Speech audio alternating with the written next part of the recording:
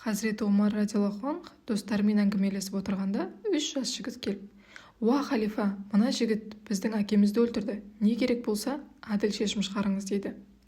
Хазіреті Омар радиаллаху анх айыпталған жігітке қарап: «Айтқандары рас па?» деп сұрайды. Жігіт: «Я, рас» деп жауап береді. Осыдан кейін Хазіреті Омар: «Қалай болғанын айтып бер» дейді. Жігіт: «Мен тұратын ауылда жағдайы жақсы адамның бірімін. Отбасымен бірге саяхаттап жүріп, тағдыр бізді мына жігіттердің жеріне алып келді. Малдарымның арасында ерекше сұлу бір атым бар еді. Бір көрген адам екінші рет қарамай қоймайтын. Қанша тырыссам да, ол осы жігіттердің бақшасынан жеміс үзіп алуға ұмтылды. Сол сәтте олардың әкесі ашуланып шығып, атыма тас лақтырып, оны сол жерде өлтіріп тастады. Бұл жағдай менің намысыма қатты тиді. Мен де тас лақтырып әкесін өлтіріп алдым. Қашпақ болдым, бірақ жігіттер мені ұстап алды. Бар жағдай осындай» деді. Бұл сөзден кейін Хазіреті Омар радиаллаху анх: «Айтар ештеңе жоқ, бұл қылмыстың жазасы өлім, сен де кінәңді мойындадың» дейді.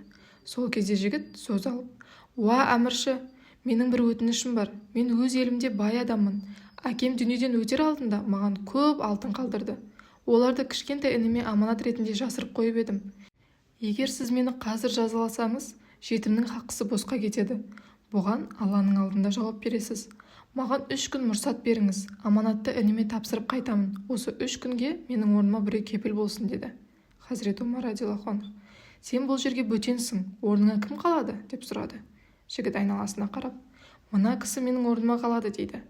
Ол адам Амр ибн Ас радиаллаху анх болатын.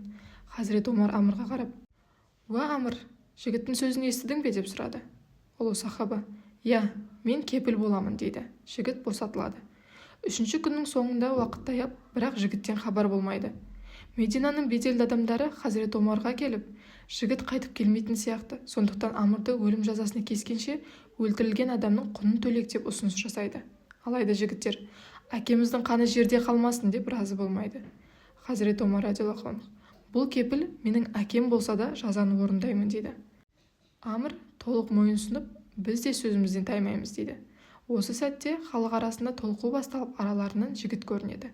Хазіреті Омар жігітке қарап: «Балам, келмей қалуға тамаша мүмкіндігің бар еді. Неге келдің?» деп сұрайды.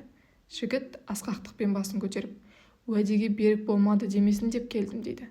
Хазіреті Омар бұл жолы Амрға бұрылып: «Уа Амр, сен бұл жігітті танымайсың да, оның орнынан қалай кепіл болдың?» деп сұрады. «Осыншама халықтың арасынан мені таңдады. Адамгершілік өлді демесін деп келісім бердім» дейді. Кезек жігіттерге келгенде олар: «Біз бұл даудан бас тартамыз» дейді. Хазіреті Омар радиаллаху анх: «Әкелеріңнің қаны жерде қалмасын деп едіңдер, енді неге бас тарттыңдар?» деп сұрайды. Жігіттердің жауабы таңғаларлық еді: «Мейірімділік қалмады демесін» деп.